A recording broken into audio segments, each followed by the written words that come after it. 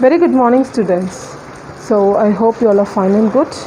So today's chapter that we are going to see is the continuation of the chapter 7, that is cooperative organization. Okay, so we already saw in the last session what is cooperative organization, the meaning of cooperative organization, definition. Then we just saw about the principles of cooperative organization. Then we saw about the advantages. Now today the topic that we are going to see is disadvantages in a cooperative society. Okay, so let's see what are the disadvantages that we have in a cooperative society. So okay, this just we'll go to the point now. The first one, limited funds. Cooperative societies have limited membership and are promoted by the weaker sections. It is actually the cooperative societies are started only with by the weaker sections. Weaker sections mean the people wherever you find the deficit, wherever you find the more improvement is needed. Only there you have the the formation of cooperative society will get emerged. Okay, so that is what it is only done for the weaker sections, only for the people who are struggling lot. In order to bring some upliftment, development for them, we have the cooperative society. The membership fees collected is low. Of course, I already told you in the last session we have discussed. This cooperative society is not run for a profit motive, and it is only for a service. So here the membership fee is also very less. It's only collected very less. Therefore, the funds available with the cooperatives are limited, and even the funds are also very limited. Since we collect very less cooperative fee, the funds are also very less. The principles of one man, one vote and limited dividends also reduce the enthusiasm of members. So we have a principles in the cooperative society as one man, one vote policy. That means what? So if you are getting 100 votes, means you will have only one vote. In a company, joint stock company, we saw it is one man, one vote policy. It means if you have 1,000 shares in your hand, then it means you have the right to put 1,000 votes. Here in a cooperative society, how much ever shares you have, only for one vote will be allotted for one member. Okay, that is what. So that is the principle here. So it will reduce the enthusiasm of the members. So because of this kind of principle, it is going to reduce the involvement of investing into cooperative society.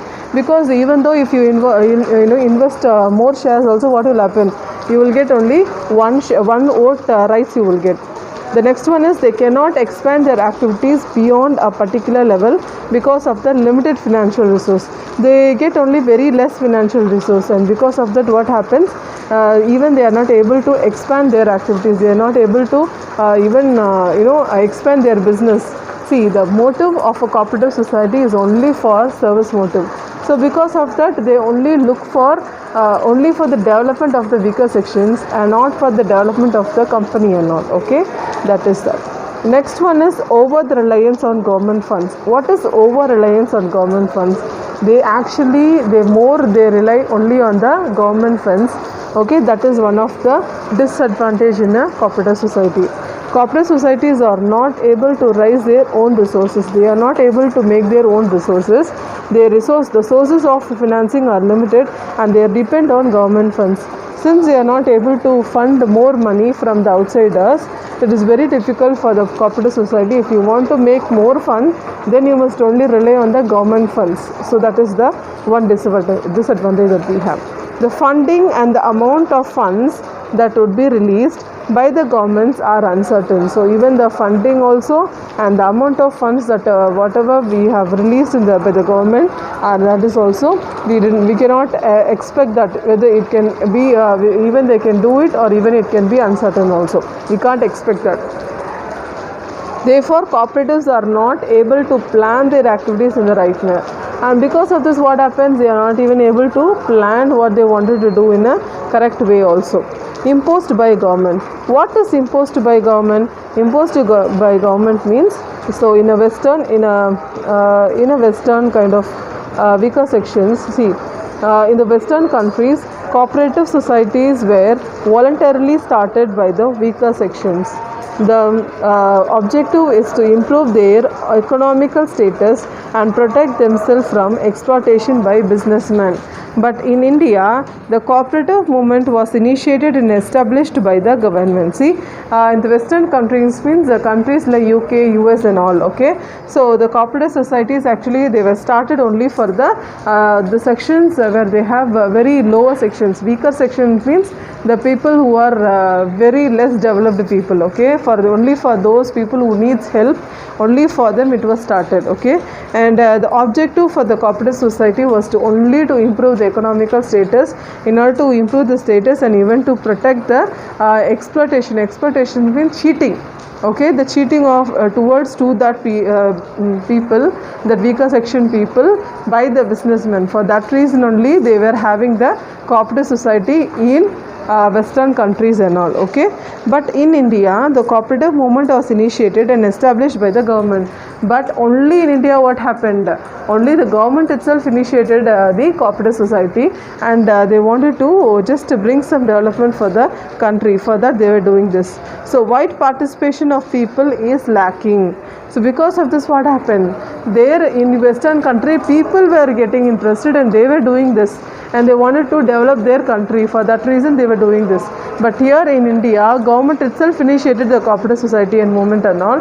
But though what happened? The lack of people, the interest in people, it was very less. So because of that what happened? Therefore the benefit of cooperatives have still not reached many poorer sections. And since only government initiating this kind of issue, what happens? It is not reached many places and all, and people are not interested in helping others, okay. Benefit to rural rich. What is benefit to rural rich? Cooperatives have benefited the rural rich and not the rural poor. So when you see in a cooperative society, what really happens is a person who is in a village and all, they start the cooperative society in order to help the poor farmers, okay. But this what happens is because of the advantages in cooperative societies, these big rich merchants, what they started to do is they started utilizing the benefits in a cooperative society.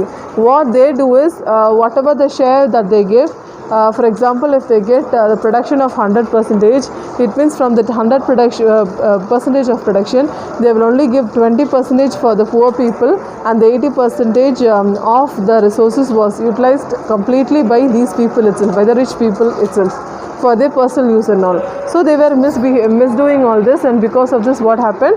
The rich people were becoming richer and the benefits were not reached to the poor people. That is also one of the disadvantage, okay. So the next to see, the rich people elect themselves to the managing committee and manage the affairs of the cooperatives for their own benefits. The agricultural produce of the small farmers is just sufficient to fulfill the needs of their family. They do not have any surplus to market. The rich farmers with the vast tracts of land produce in surplus quantities, and the service of the cooperative society such as processing, grading, correct weightment and the fair prices actually benefits them. So here what happens is, because of the benefits in the cooperative society, as I told you, the rich people who all are having the hands, the high powers, and they are taking the role in a cooperative society, what they do is they are trying to utilize it for their use, where they are trying to just overtake the benefit, and they are not helping the weaker section. The poor farmers are not getting any help because of this, okay. That is one disadvantage.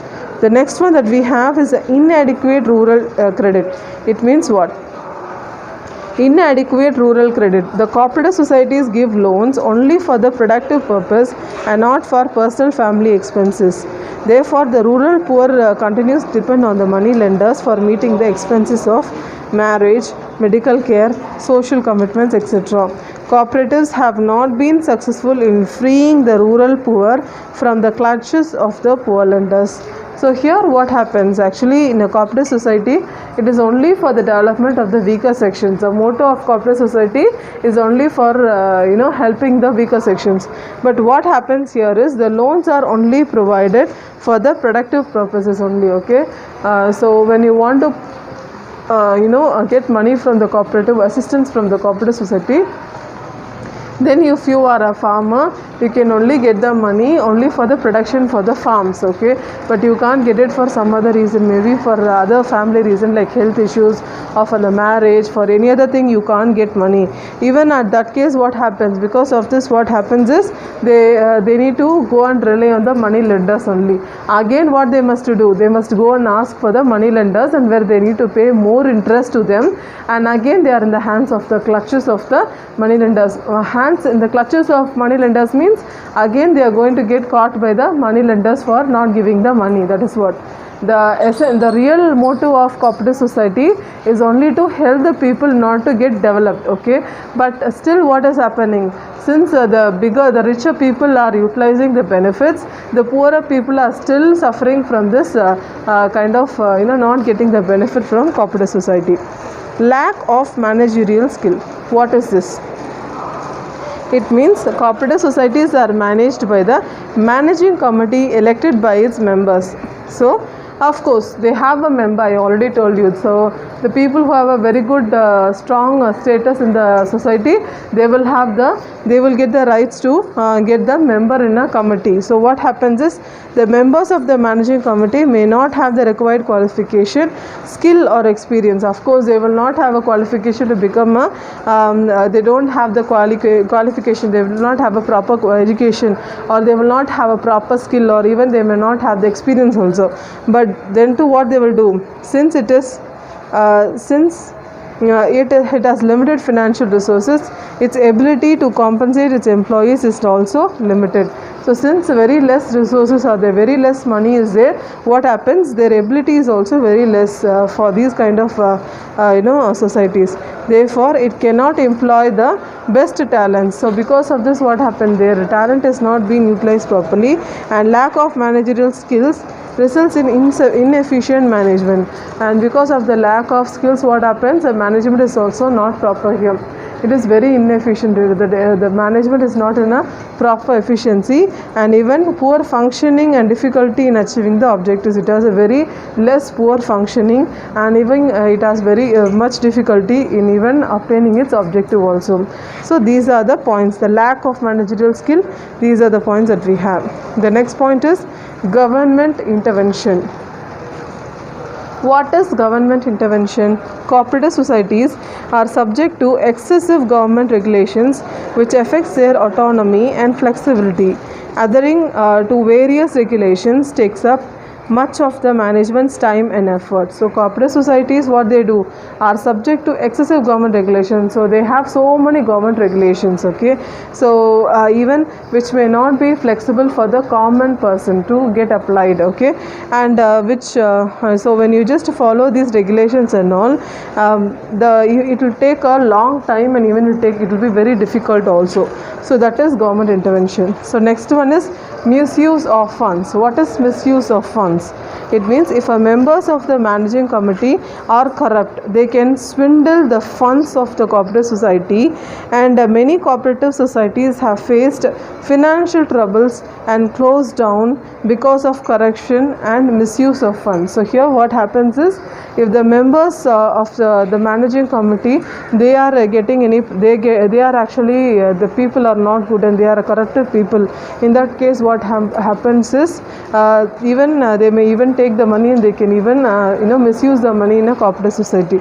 So because of this, many cooperative societies they have faced financial problems, and even they have got closed because of the problem, because of the fraud, the corruptions, and even because of the misuse of fund, because of using the fund in a wrong way, or even because of not doing the work in a proper way, and by doing some kind of misusing the resource of cooperative society.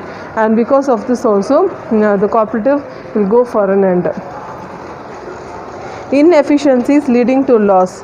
So cooperative societies operates with limited financial resources. Only less financial resources will be there in a cooperative society, and therefore they cannot recruit the best talent, acquire latest technology, or adapt modern management practices. So what happens is, in a cooperative societies, they operate only with a very less limited financial resource, very less financial resources are there in a cooperative society, and they cannot recruit the best talents. Because of that, what happens?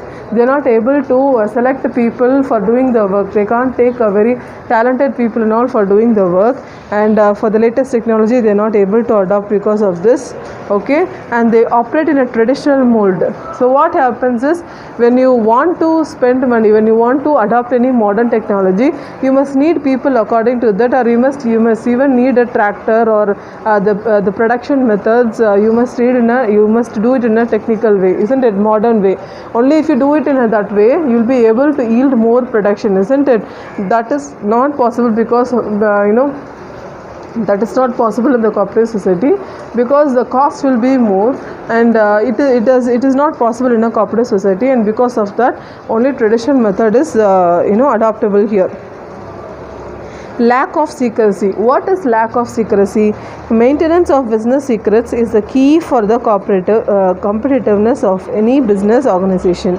So maintenance of business secrets means the business are maintained very secretly and it is a key. It is actually the one of the main thing that we have in a business organization. Okay, so but business secrets cannot be maintained in a cooperative because all the members are aware of the activities of the enterprise. So always in any business, secrets should be maintained. If secrets are not maintained, we cannot get more profit, isn't it? But in a cooperative society, so many members are involved in it, and even everyone is aware. Already they are aware about the activities in a cooperative society. So this will not help for the organization to lead a good profit and all. And because of that, what happens is they are not able to develop their that organization. That is also they say. Therefore, information related to activities, revenues, members, etc. become public knowledge. So because of that, they are not able to achieve more.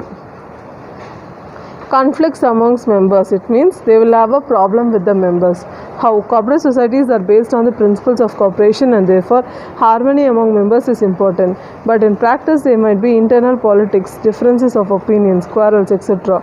among the members, isn't it? See, whatever it is, if the members, when they join together, they may have some problems. So that kind of thing is not possible. Members which may lead to disputes. Such disputes affect the functioning of the cooperative society. So when actually in a cooperative society, everyone must join together and do the business. But here what happens is any fight, if it happens between the members, that will affect the society. So that will not work out in a cooperative society. That harmony will not be there. Okay. So limited scope. What is limited scope? Cooperative societies cannot be introduced in all industries. Their scope is limited to only certain areas of enterprises. Only to certain areas you are able to have the scope for a cooperative society. It is not applicable in all the societies and all.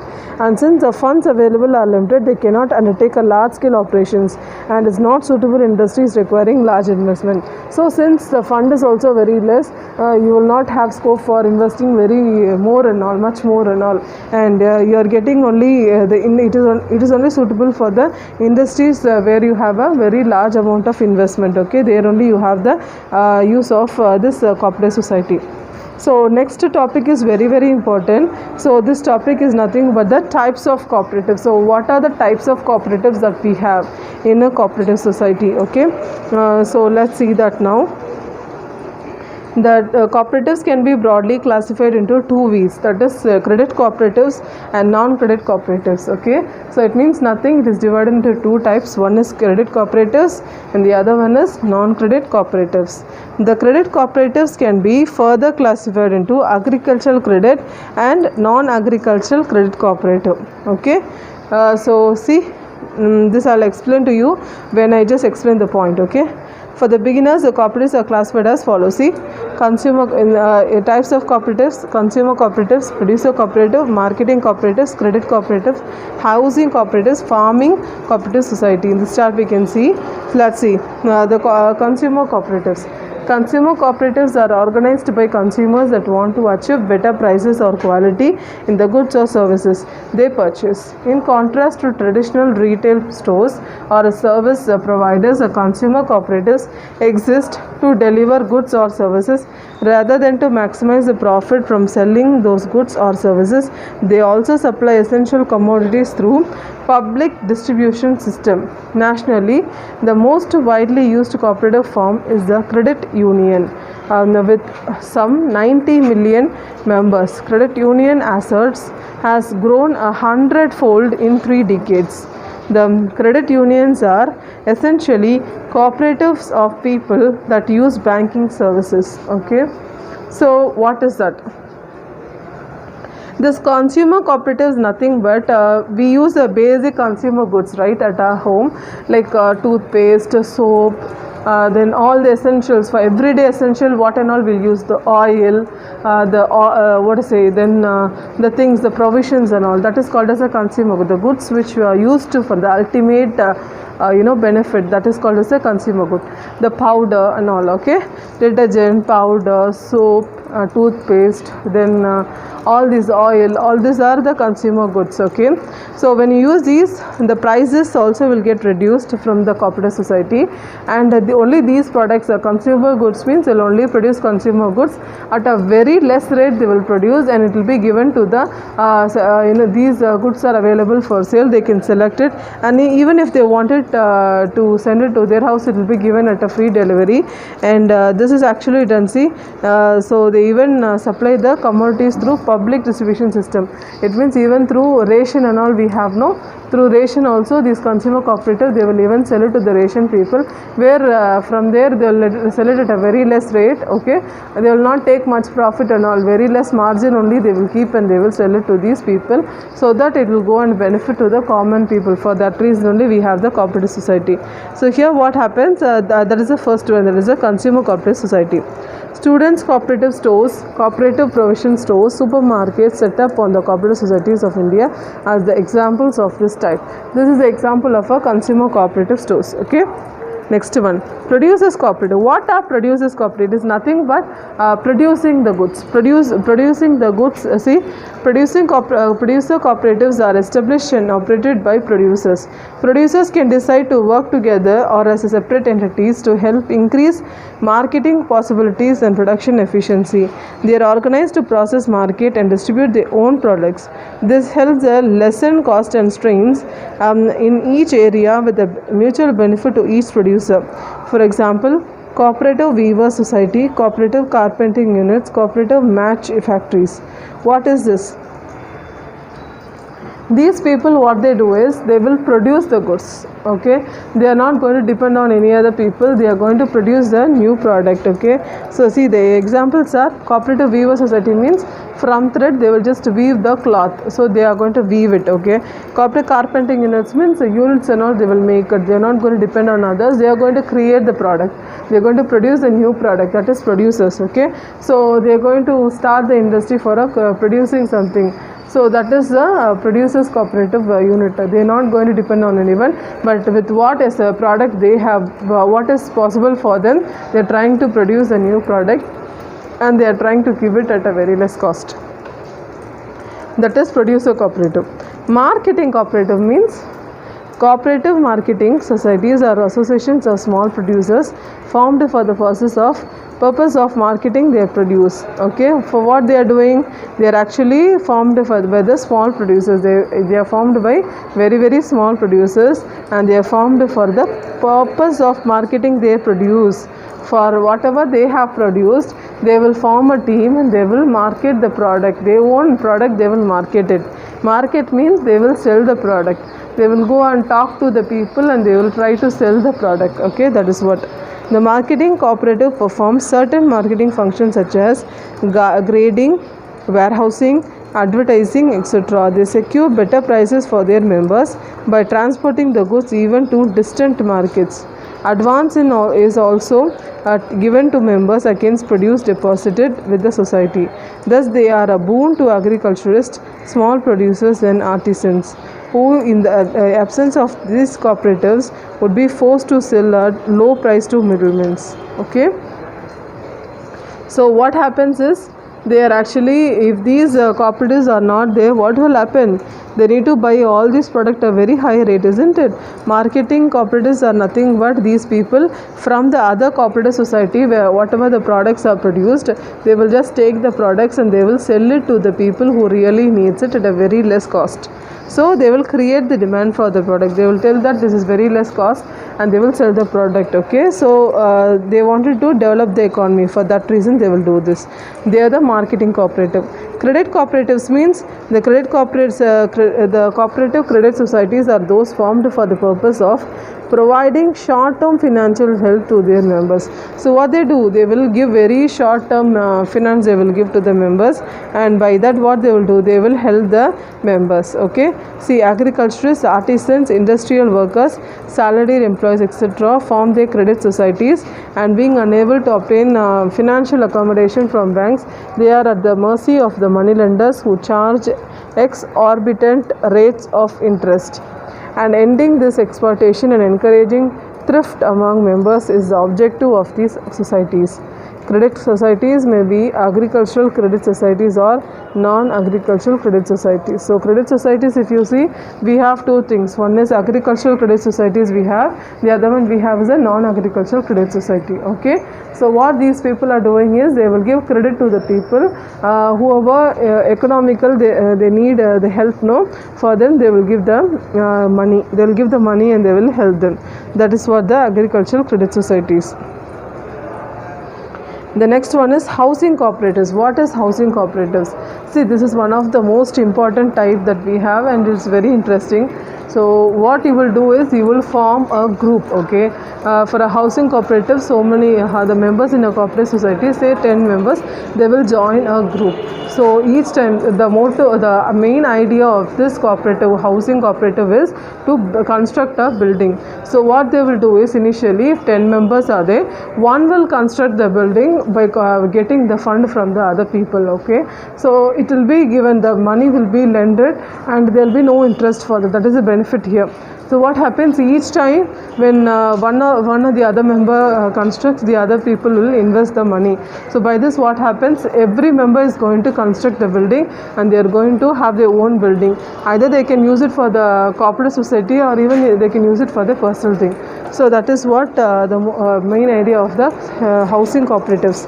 See what they do, these cooperatives, housing societies, are meant to provide residential accommodation to their members on ownership basis or on rent. See, they can even take it as a ownership also, or even if they want to give it for rent also, they can give it for the cooperatives. See, people who intend to build house of their own join together and form housing societies.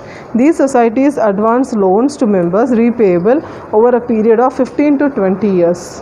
Housing building societies, on the other hand, construct houses for their members instead of granting loans to them. Okay, these are the house construction societies which acquire the land, construct houses and rent them to members. The member tenant, however, can own the house after paying the cost. So whatever the money which they have invested, they can just pay the money as a due and then they can just own their property. That is what housing cooperative society. The last that we have is the one more, that is the cooperative farming society. What is cooperative farming society? It is very interesting. When various farmers in a village pool their land together and agree to treat the pooled piece of land as one big farm for the purpose of cultivation, okay, purchase the necessary inputs for the cultivation and market the crop jointly, they are assumed to have formed a cooperative farming society. Such a society, for its proper working, elects its office bearers on the basis of one member, one vote. Okay, so here what happens is, when you just own a small land, what happens is you must actually spend more money, much money for doing the cultivation in a small bit of land.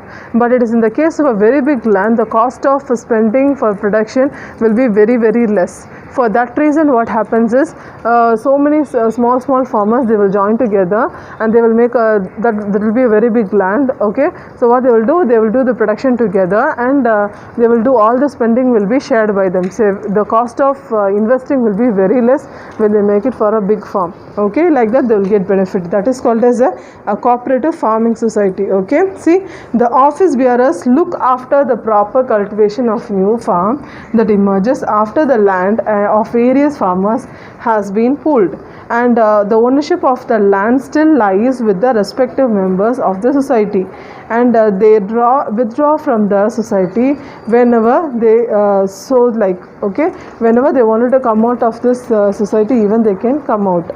Besides land, the farmers also contribute various productive assets as well as their labor for the purpose of cultivation. So even they can use it for the even they can use various labors also for them, it seems.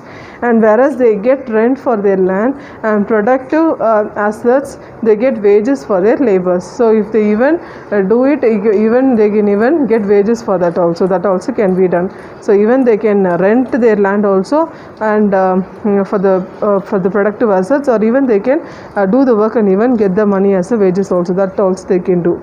That is what the agricultural cooperative farming society. Okay, so with this lesson gets over. By the types of cooperative society, the lesson gets over. So children, still here you have it for your exam. So please learn well and write your exams neatly. Okay, so write all the points very clearly and write it proper, and read the questions twice and thrice, and then you write the answers. So please read your lessons line by line. Okay, and if you have any doubts, you can come back to me for your live session. Okay, write the doubts in a paper and then come back to me and ask questions. I will explain to you, no problem. Okay, take care, students. Okay, meet you in the next class. Thank you, students.